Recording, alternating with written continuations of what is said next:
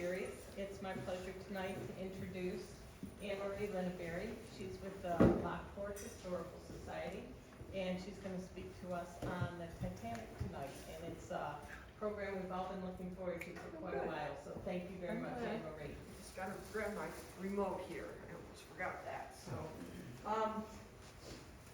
I may end up having to sit towards the end.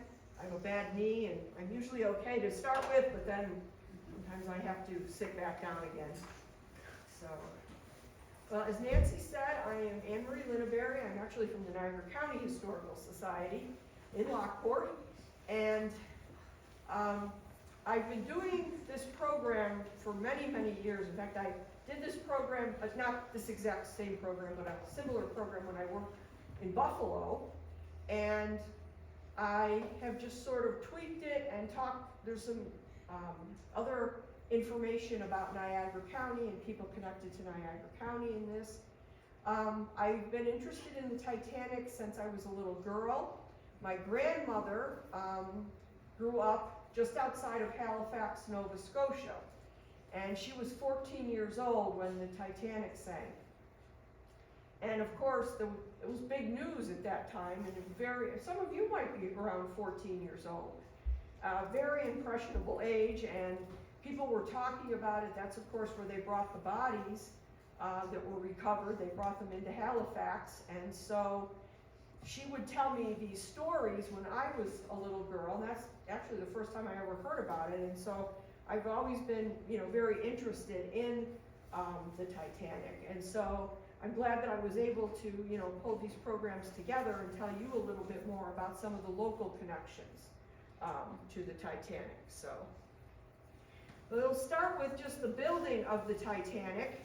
Harland and Wolff, that was the shipyard in Belfast that built Titanic. They had been in existence since the 1860s, and they built ships of all kinds. But it wasn't until about 1907 that they contracted with the White Star Line to build 3 different ships. Now here's a picture of the whole factory, and in the back you can see the gantries, and there's I'll show you the next picture where you can actually see the ships in them. But they wanted to build 3 ships, world-class ships, that would compete with another ocean liner company called the Cunard, and they had the Lusitania, which a lot of people know about what happened to that one, and the Mauretania. And so White Star Line wanted to compete with that ship line. Also, they wanted to attract more of the 3rd class, or what was called the steerage passengers, because even though they didn't pay as much for their tickets, there were many more of them. And so actually they made more money on 3rd class tickets than they made on 1st or 2nd class tickets, even though they were more expensive. So the first ship that was constructed was the Olympic, and that was actually just about a month ahead of Titanic. So it was actually launched in March, in March of 1911. It was actually a year ahead of time. And then Titanic was a year later. So that would have been in March of 1912. It actually took quite a while for them to build and outfit the ships. The Titanic was actually started in 1910, and it took them 2 years to build and outfit the ship. And then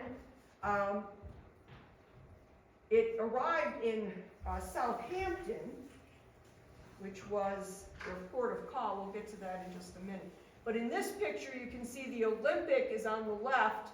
I'm sorry, the Olympic is on the right, and Titanic is on the left. So Titanic was behind in construction, behind the Olympic. And Harlan and Wolff is still a ship manufacturing company even today. So what ended up happening with the Titanic really didn't affect their ship building business. These are just some facts. You can see how long the ship was. It was the longest ship at that time. And these are just some estimates about what some of the costs were in 2012, and I haven't updated it, sorry, to 2023 yet. But you can see it would cost quite a bit to purchase a first-class suite. If you just wanted a berth, that would just be one room basically with a bed. It still was quite a bit for that time. And second class, that was a little bit more reasonable. And the second class, they did not have suites, they would just have a berth, and they could sleep either 2 or 4 people. And then, of course, the third class passengers, and depending on how many were in the party and how many were children, and so that price varied as well. And then there were about 913 crew, and their accommodations were very similar to third class. So you can see if you add up the numbers that even if you add first and second class together, they still don't amount to the same number as third class. So there were a lot more third class passengers than first and second class. The total, 2,229, and there were about 10 or 12 dogs on board as well. And as we all know, there were only about 20 lifeboats, which was only about enough for half the people that were on board. These are just some of the important places on the Titanic route.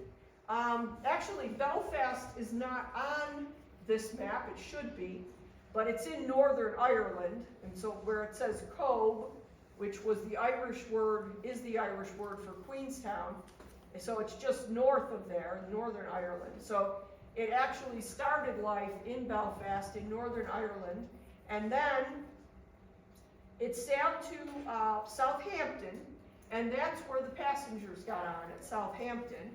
And then it went to Cherbourg in France, and then it went up to Cobh, or Queenstown in Ireland, and then across the ocean, where you can see where it sank. It was supposed to go to New York City, and then you can see Halifax on there.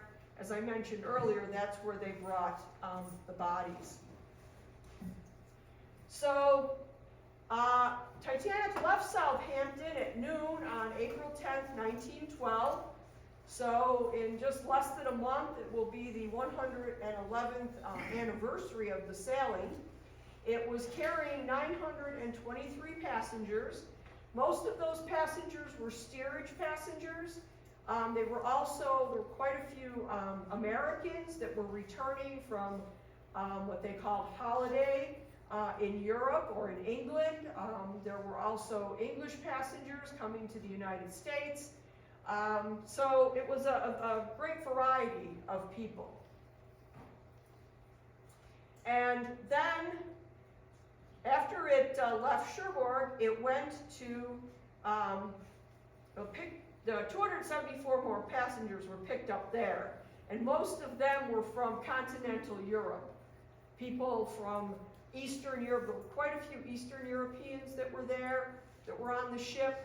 And there were also people from the Middle East, there were people from Turkey, there were people from Japan. So it wasn't just people of European descent that were on the Titanic. And then it went to Queenstown in Ireland, and only 123 passengers were picked up there. I guess a lot of people think that there were a lot of Irish immigrants on the Titanic. There were. A lot of them had gotten on at Southampton, and then more of them got on at Queenstown. And as far as we know, this is actually the last photograph of the Titanic as it was leaving Queenstown. Now, we're going to be seeing a lot of photographs in this program. And not all, but most of them were taken by a man named Father Francis Brown. Now, Father Brown was studying to be a Jesuit priest. He was from Ireland, and he had been studying in France, and his uncle was the bishop, one of the bishops in County Cork, Ireland. And as a, he wanted his nephew to take this trip before he entered the priesthood.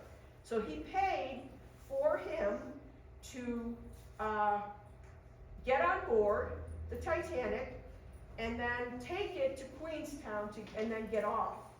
Well, while he was on board, he took about 100 photographs. And if he did, I'll end up telling you, he did get off the ship. But if he hadn't, we probably wouldn't have the record that we have of the Titanic, the pictures that we have now. But he did get on there. He had also been given a camera by his uncle, and he became a kind of an amateur photographer. So while he was on board, you can see all of these pictures that he took.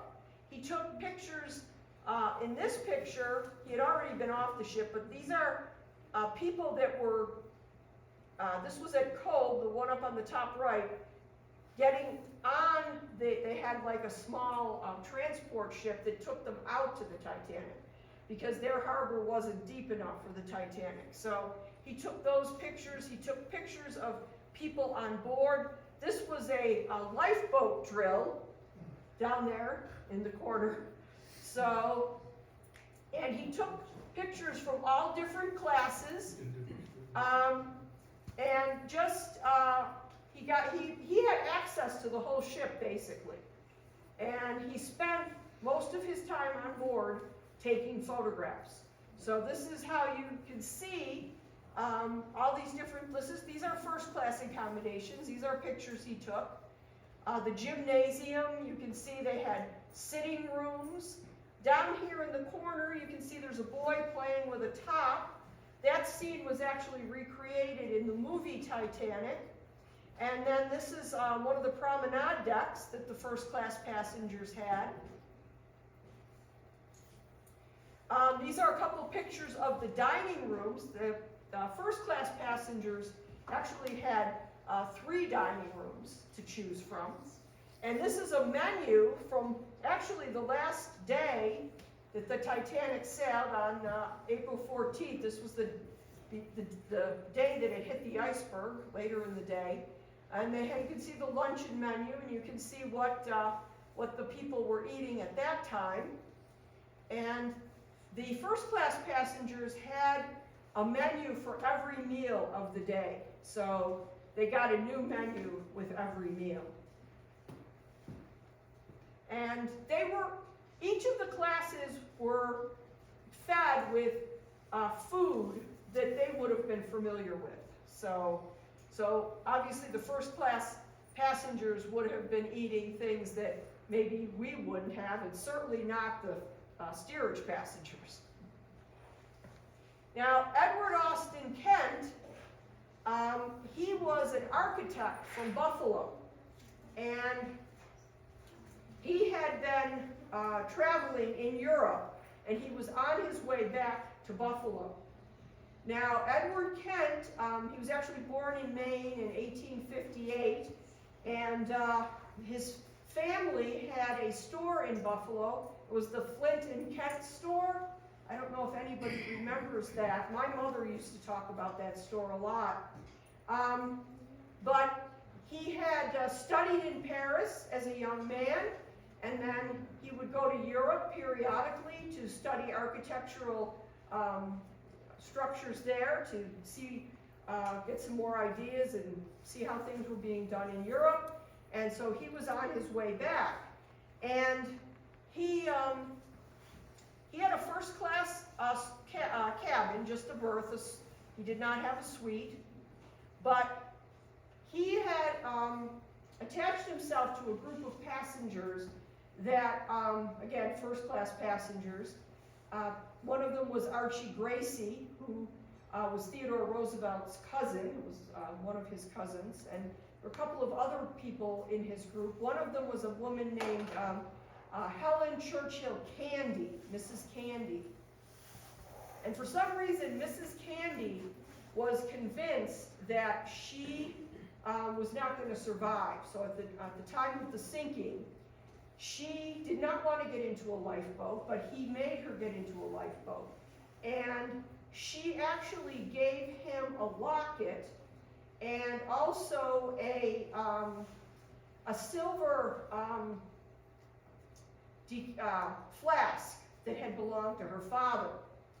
And she was convinced that he was going to survive and she wasn't going to survive. And so what ended up happening, of course, because he was a first-class male and quite a few of the first-class men did not survive. I'm just going to sit here now. When they did find his body, her locket and the flask was still on his body, and they were returned to Mrs. Candy. So, and then his body was recovered, brought to Halifax, and then it was actually brought to Buffalo, and he is buried in Forest Lawn Cemetery. These are some of the buildings that he actually designed: the Flint and Kent store, the original Temple Beth Zion, which was on Delaware Avenue. That one burned, and then they built the new one that's there now. And then also the Unitarian Universalist Church. He belonged to that church, and he designed that church. And we're going to talk a little bit more about that church a little bit later on, because there's also another connection to that church as well. So second-class accommodations, and again, these are pictures that were taken by Father Brown. They were not as plush or as elegant as first-class accommodations were, but they were certainly a step above the third-class accommodations, or even second-class on a lot of the other liners. So I could not find a local connection to a second-class passenger on the Titanic, but I forgot, this is the second class. The second class had 2 dining rooms. So third class had 3, second class had 2, and this was the menu. They also got a menu for every one of their meals. So, and there was a variety of things that you could choose from. So it was a little similar to first class. Again, not quite as elegant, but very similar. But there was a Lockport couple who sailed on the Olympic a month before the Titanic sank. And the Olympic and the Titanic were basically twins of each other. So they would have experienced basically the same thing that second-class passengers on the Titanic would have experienced. And they were Alfred and Florence Hawkins and their daughter Alice, and they lived in Lockport on Cottage Street. So some local people that sailed a month before, but on the Olympic instead of the Titanic.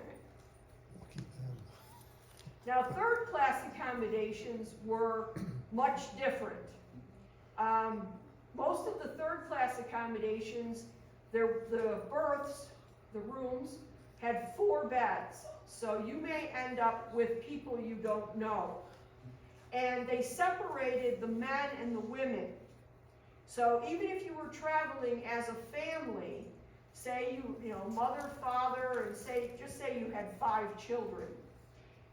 If the children were under the age of 13, they traveled with the mother. But if you had like teenage boys, then they would go with their father. And they were segregated by sex. The women were in one part of the ship and the men were in the other part. So they didn't even allow families to stay together. But they did allow younger children to stay with their mothers rather than with their fathers. So, and they had one very, very large dining hall that had long tables.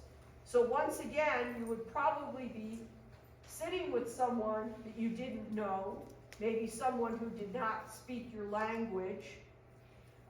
Like first-in-class passengers, you could sit with people you knew. You had individual tables of usually 4 or possibly 8, but you generally ate with people that you knew. The third-class passengers did not. But because there were so many third-class passengers, they had to feed them in shifts. So you didn't always, not all of them would have eaten at the same time. But you can see what they were eating was just very simple food, and they only had one menu for the day. They did not get 3 different menus. So you had, oatmeal porridge for breakfast. You had bread and biscuits and roast beef for dinner. Then in the afternoon you would have tea and some cold meat and things like that. And then in the evening you got gruel. I'm not sure, I kind of know what gruel is, but I'm sure that it wasn't very palatable. And then again you had biscuits and cheese. So very simple fare. And these were things that probably a lot of European immigrants would have been eating. So now we're going to talk about another man who was on the Titanic, and he was actually from Kenmore. His name was Henry Soudhall. And Henry Soudhall was a young man. He had actually been born in England, but his family had come to the United States when he was a young boy, and they settled in Kenmore. His mother actually ran a store at the corner of Delaware and Mang Avenues. It was a confectionery shop and a store. And his father, here's kind of the coincidence, his father actually worked for a plastering company. And that company did the plaster work at the Unitarian Universalist Church in Buffalo. So, we're not sure, but there may have been a time, this was like in the early part, 1904, between 1904 and 1906. So there's a possibility that Henry's father and Edward Austin Kent may have met. Maybe, Edward Austin Kent may have come into the church to inspect what was going on and may have talked to Henry's father. Of course, we'll never know that. But the fact that they had this connection is kind of interesting. Now, in 1910, Henry and his friend Howard Irwin decided to take a trip around the world. They were both musicians, even though Henry was a carriage trimmer by trade here. And they decided that they were going to travel across the United States. They were going to play their instruments and music, and they were going to pick up odd jobs here and there. And then when they got to San Francisco, they would take a steamer and they would go to Australia. And they would do the same thing in Australia. And then they would take another ship that went up through the Suez Canal, would bring them into Europe, into the Mediterranean, and they would work their way across Europe and then arrive in England, and then they would return home. They weren't planning on returning on the Titanic, but what ended up happening is they left in, as I said, 1910, and 2 years later, they arrived in England. Now, before they left, Howard had been keeping a diary. So he started it before they left. And in the very first diary entry, he said, with luck, this trip will take us 2 years. And then he said, with bad luck, he said, oh, well, we're still going anyway. So he was kind of philosophical about it. And so they arrived in England in April of 1912. And for some reason or another, and this is still debated, Howard did not get on the Titanic. And in fact, Henry wasn't actually scheduled to be on the Titanic either. What ended up happening was there was a coal strike in England at this time, And they took the coal that they were going to use for some of these smaller, less expensive ships that were going to be crossing over to America. And because they wanted the Titanic to have this, magnificent maiden voyage, and so they took the coal from those ships and they put it on the Titanic. And so what they ended up doing was they took these third-class passengers, for the most part, that were supposed to be on these other smaller, less expensive ships, and they put them on Titanic for there was no difference in their ticket prices. They just put them on there. And can you just imagine how lucky these people thought they were to be on the Titanic? I mean, at that time it was the most magnificent ship in the world. And I bet a lot of people thought that, they really had hit the jackpot. Unfortunately, it didn't work out that way. But anyway, Henry was lost. And of course, Howard never got on the ship, so he did not, he survived. Henry's body was never recovered. His parents were paid $250, which today the equivalent would be a couple of $1,000 for the loss of their son. And but then fast forward to 1993, and there's a company called RMS Titanic, which is a salvage company. You've probably heard of them, and they've been bringing things up from the Titanic, and there's that whole ethical debate about that as well. But they brought up a trunk from the bottom of the ocean floor, and they opened it, and they were able to dry things out, and they found a diary in it, and it was Howard Irwin's trunk. And that's how they found the diary entry that he had said about bad luck, that they were going to go anyway. And it wasn't bad luck for Howard, but it was bad luck for Henry. The Goodwins, this is another rather sad story. Frederick Goodwin was an electrical engineer in England, and he had a brother who was working at the Shelkoff plant in Niagara Falls in 1912. And his brother told Frederick that he could get him a job at the Shelkoff plant in Niagara Falls.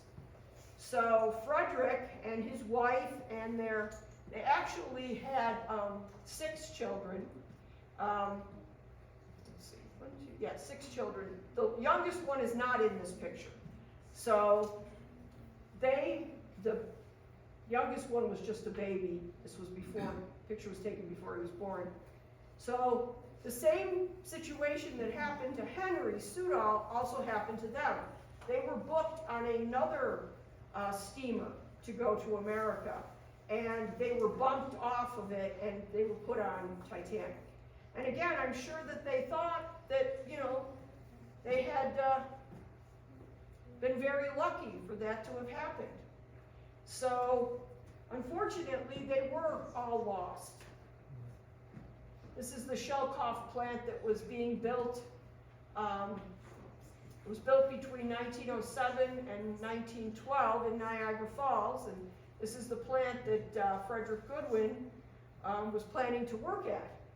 And of course, they never made it to Niagara Falls. Now, as I mentioned, they had a child, the youngest child.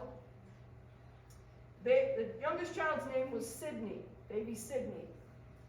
And when they were recovering the bodies, they found a body of a baby.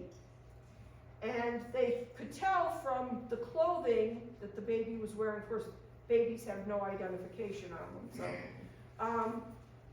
that it probably, more than likely, was a third-class child. Also, most of the first and second-class children had been rescued. So there was 3 possibilities for who this child could be, but they had no idea who, which one of those children it might be. So they, the men who had found him put together a fund, and they had him buried separately from the other passengers. And so fast forward again to 2008, and they exhumed his body. And again, there's a lot of ethical issues around this, but they were able to find a tooth that they were able to extract DNA from. And so they were able to determine, using DNA from the other possible relatives or descendants or of these other possible children, all of the people cooperated, and they were able to determine that the child was Sidney Goodwin.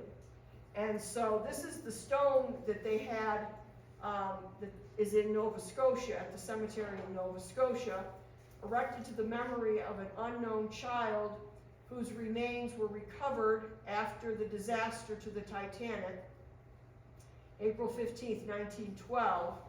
They have since now put his name at the bottom of the monument. So they were able to determine that it was Sidney Goodwin. But again, just to say, the whole family was lost. Oh, this woman, I did this program at the Lockport Palace Theater. And afterwards, a man approached me to tell me that his great aunt had survived the Titanic. And he wanted to know if I would, in future programs, if I would include her in the program.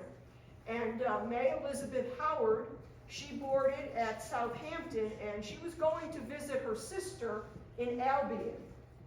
And she wasn't planning on staying in Albion. She was going to visit her sister, and then she was going to go back to England.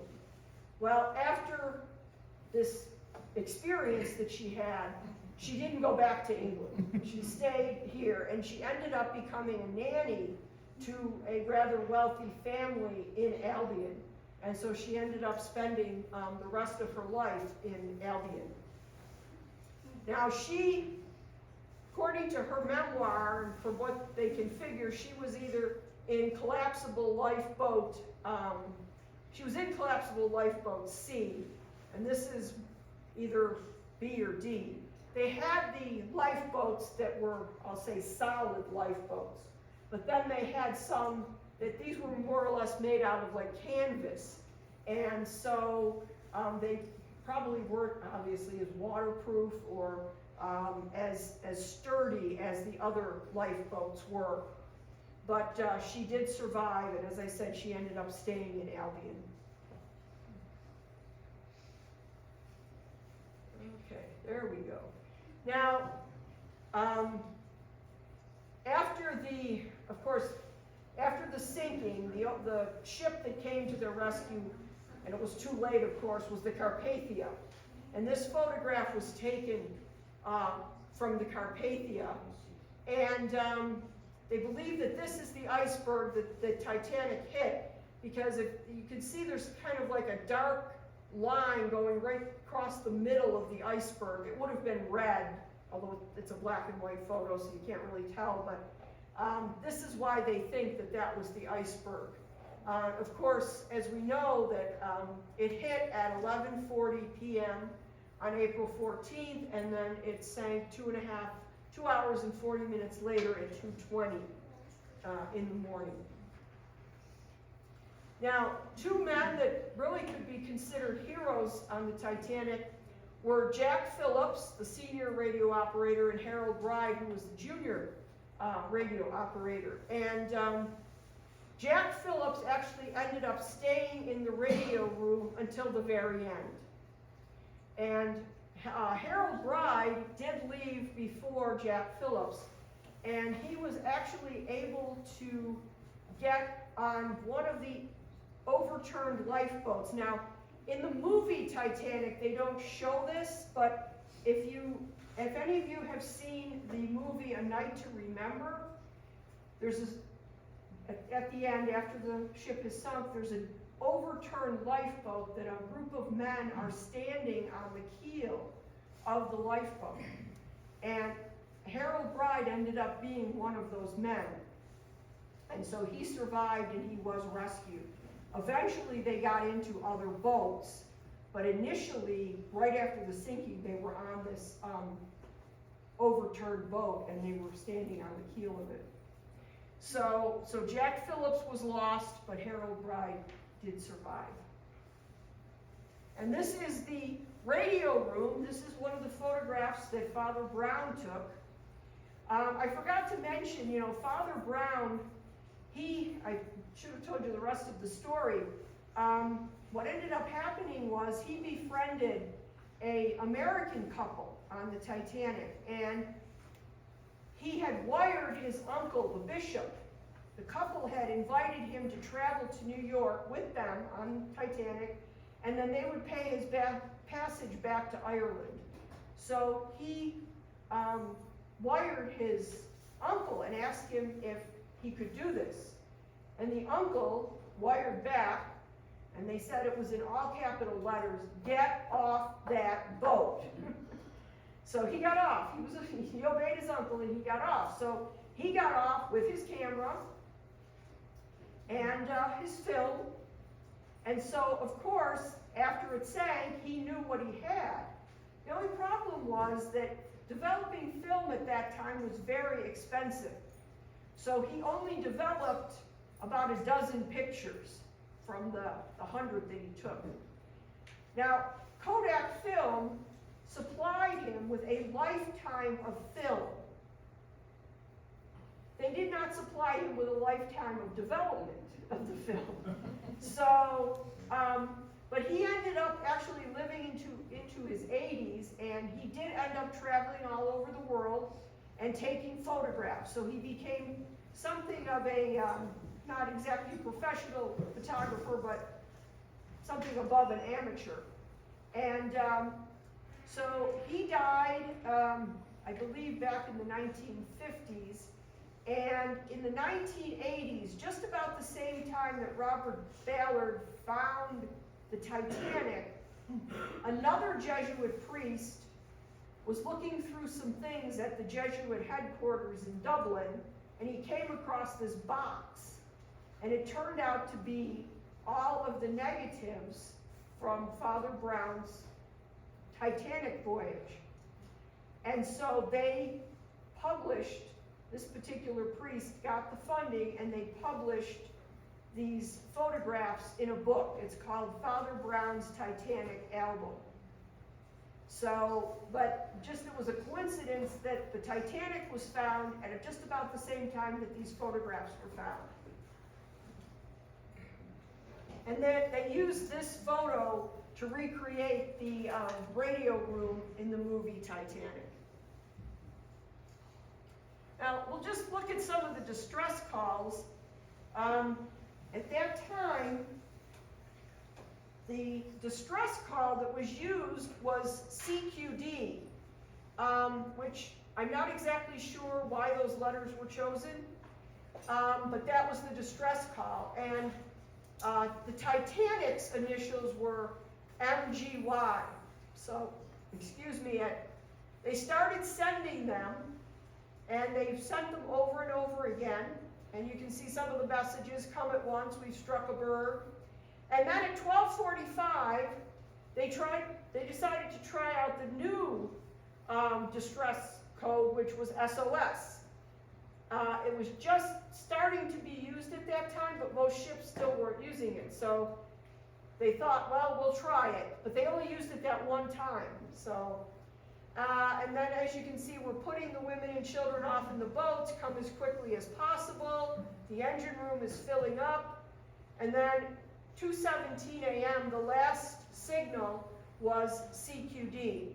And then at 2:20 is when the ship sank. So Jack Phillips was in there just till the very end of it. Now, I just thought it would be interesting to see the differences in the two signals, CQD versus SOS, and how much easier it is to send SOS than it would be to send CQD. Now, what happened to the Titanic lifeboats? Well, the Carpathia took them on. It's hard to imagine. There were 706 people were rescued, and over 1,500 perished in the disaster. But the Carpathia had 700 additional passengers besides the ones they were already carrying. And then they put on all of these lifeboats on their decks as well. So must have been pretty crowded. But, and then they turned around, they were heading to England, and they turned around and went back to New York. So when they got back to New York, they deposited the Titanic lifeboats in the berth where Titanic was supposed to have docked.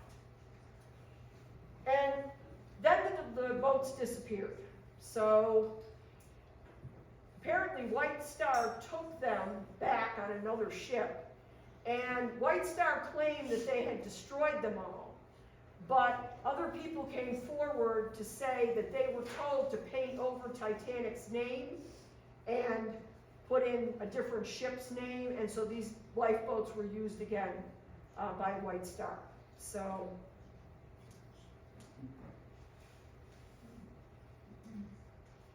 and this is a chart as to who survived and who did not.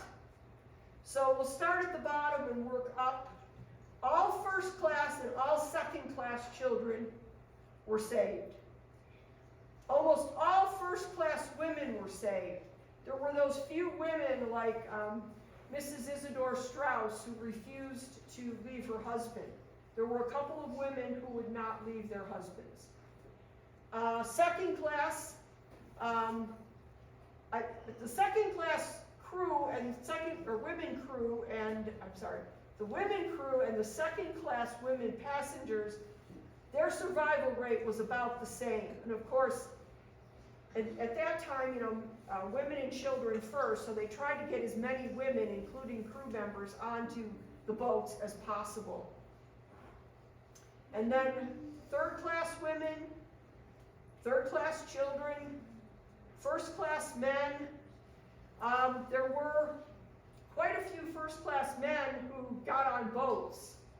Like Bruce Ismay, he was one of the primary examples. He got on, and even though he was the chairman of the White Star Line, he got on a boat and he was saved. And there were other men, other first class men also. The male crew, a number of the male crew members were saved because they were needed to row the boats. So most of the lifeboats had at least 2 male crew members on them. And third class men, there were more third class men than any of the other male passengers in the other classes. And some of them were able to get onto the boats and save themselves. Second class men, that was the smallest percentage. And it's been said that of all the classes of men, that the third class men were the most chivalrous. If I say I can't say that, but you know what I mean. They had the most chivalry. They were the ones that stayed on the ship. They didn't try to get on a boat. So some of them did, obviously, but a lot of them didn't because they felt that it was wrong to get on a boat. So they stayed back. And now these are just some of the other families and children on the Titanic. You can see that some families were all lost, some were saved. A lot of the bigger families that were traveling in third class, they were all lost. Now this Michelle and Edmund, they were 2 children. They were traveling with their father. They were from France, and their father and mother had been separated, and the father kidnapped them and was taking them to America. Well, when the ship became apparent the ship was going to sink, he gave his sons to a woman in one of the lifeboats and asked her to look after them. So when they got to New York, I mean, this woman really had no idea who these kids were. She just looked after them. So they ended up photographing them and putting their photographs, sending their photographs around the world, putting them in newspapers. Well, the mother finally saw this and came forward and came to New York and took them back to France. And they were both still alive when the Titanic was found in 1985. In fact, quite a few of the children were still alive. And down here, Bertram and Melvinia, Dean were both saved. So was their mother. Their father was not. But Melvinia had the distinction of being the youngest child on the Titanic. She was 2 months old. She also had the distinction of being the last survivor to die. She died 2 months, she died just around her 100th birthday, a couple months shy of the 100th anniversary of the sinking of the Titanic. So, so she didn't get to see that, but she was the youngest survivor and she was the last survivor. So, okay, I think that's the end. Yes, okay. Does anybody have any questions? Excuse me. Yes. You kept mentioning the word steerage. Yes. Do you have a definition for that? Well, it's another word for third-class passengers. I'm not exactly sure where that word originates from. That's a good question. Because they were in, sorry.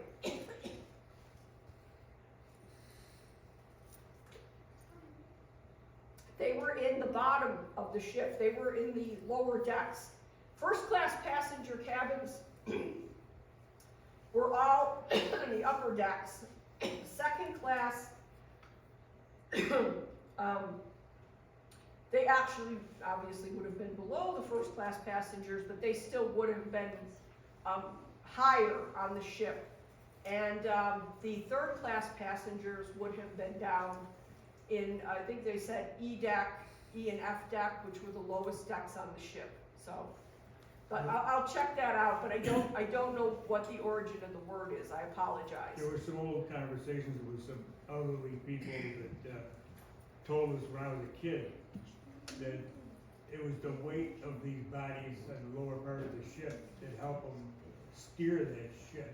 Oh, okay. Well, Whether that. it's fact or fiction, I don't know. Yeah, well, that kind of makes sense, so yes, possibly. You must have done a lot of research even to find, like just for our local area here, but did you find anything else that was interesting that may not be specific to our area, but that isn't widely known about?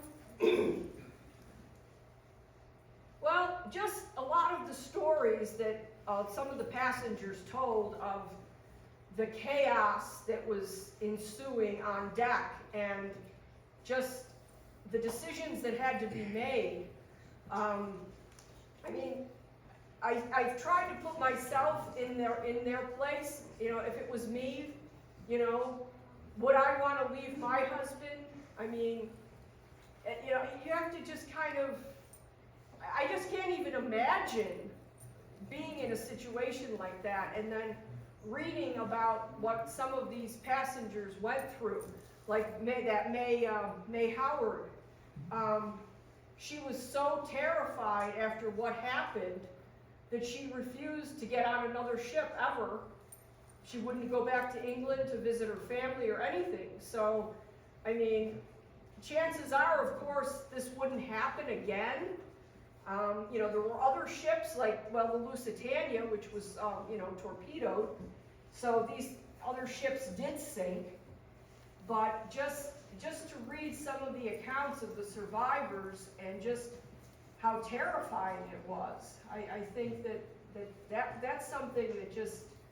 I think there was a passenger that was on both of those ships, the Lusitania and the Titanic. Yeah, there was. Well, somebody said Molly Brown was on both, but I don't think she was on another ship. I don't think she was on the Lusitania, but because you know, she's the unsinkable Molly Brown. She was on another ship. It may have even been the Olympic later on, where, but it wasn't a disaster of this magnitude. But they did have to get off the ships.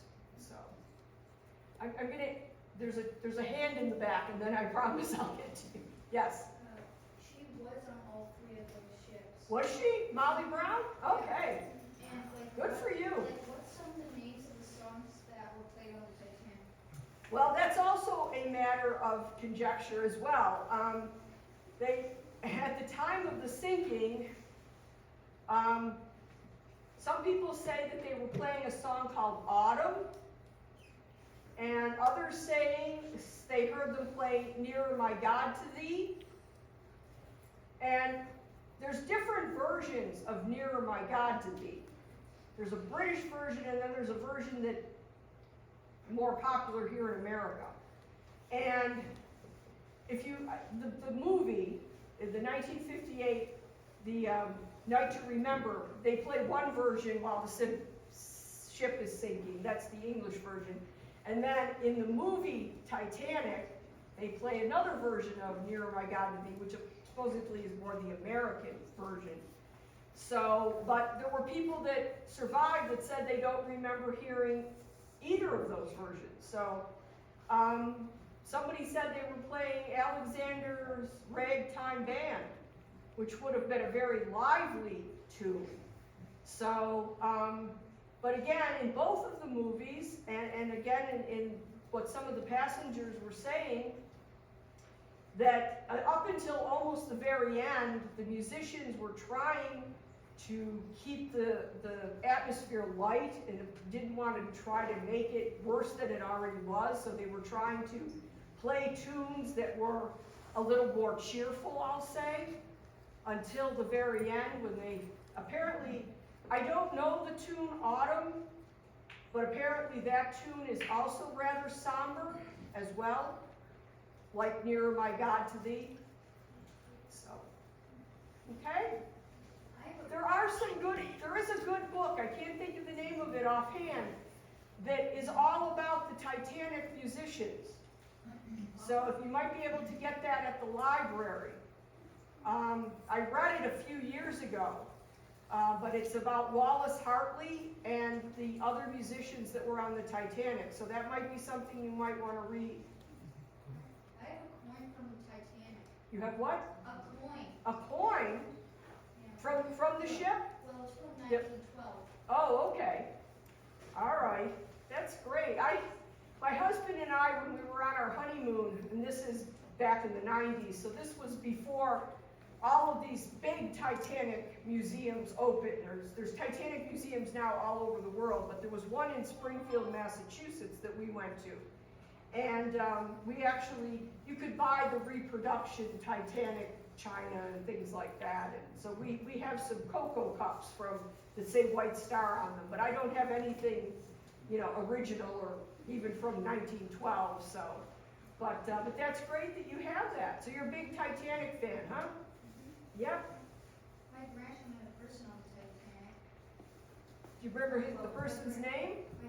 Well, no. Oh, okay. I just wondered if your grandpa's told you who it was. But my grandpa did meet someone from the Well, Titanic. I believe he did. There was over 700 people that survived, so I'm sure that, and some of them were, in the community or at least nearby. So, like May Howard was in Albion. So, yes. I just wanted to know if you had any names of any books or something that might be interesting for us to read about the Titanic? Oh boy, I mean, there's just so many. My husband and I have a collection of Titanic books. The one, they did one when Robert Ballard found the Titanic, and they, interspersed it with photographs from the Titanic with the photographs that he took when he found the ship, and they did some comparison, and that was kind of interesting. And then, it's like everybody can experience basically the same thing at the same time, but have a completely different memory or recollection of it. And that was another thing, because there were some people that said that the ship broke in half, and then there were other people that said it went down in one piece. And so, I mean, now we do know that it split into pieces because when Robert Ballard found it. But again, reading the survivors' accounts, again, everybody has sort of a different, everybody can agree that it was a terrifying experience, but everybody experienced it or remembered it differently. So, but there's all kinds of books. So, I mean, And there's more coming out all the time. So most of the books that I have, my husband and I acquired them like back in the 90s and the early 2000s. So there's so many more now that have come out since then. So, but the one about the musicians is very interesting. So, yes. The steerage, Yes. if that originated with the English trading fleet, they would carry cattle in the lowest deck of the ship because of the weight and mass. And so the lowest deck became known as the steerage deck. So the steerage is more in reference to which deck they were on, not the class. Right, okay. Good, thank you for clarifying that. So, okay, now you had a question. I just wondered, are there any safety issues that we know now as a result of the? Well, one of the things that happened after the Titanic sank was that there was the creation of an international ice patrol. So there would be ships that would be out there looking for icebergs before something happened. And also, they also then required that there had to be enough lifeboats on any ship for the number of passengers that ship could carry. So those are two laws that basically, or two regulations that came out of the sinking of the Titanic.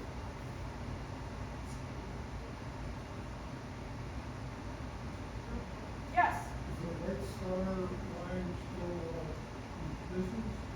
No, I don't believe it is. Although Harlan and Wolff is still in business. And this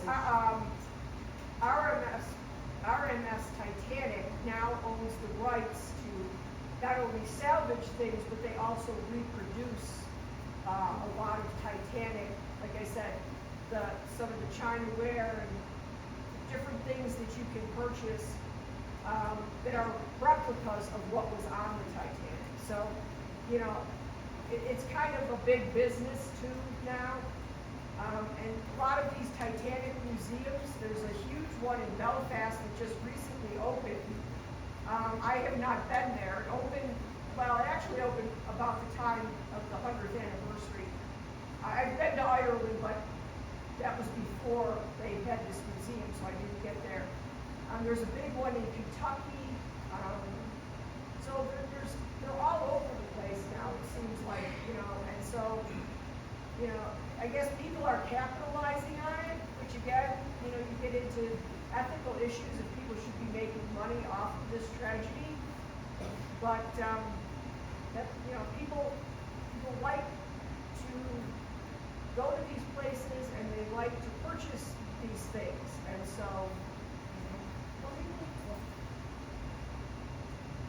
What are they doing about it, somebody bring something up? Did the person own it, well, right now, the only company that has the rights to bring anything up is Right. the RMS But Titanic. they don't give it to the families, relatives? No, they own the salvage rights.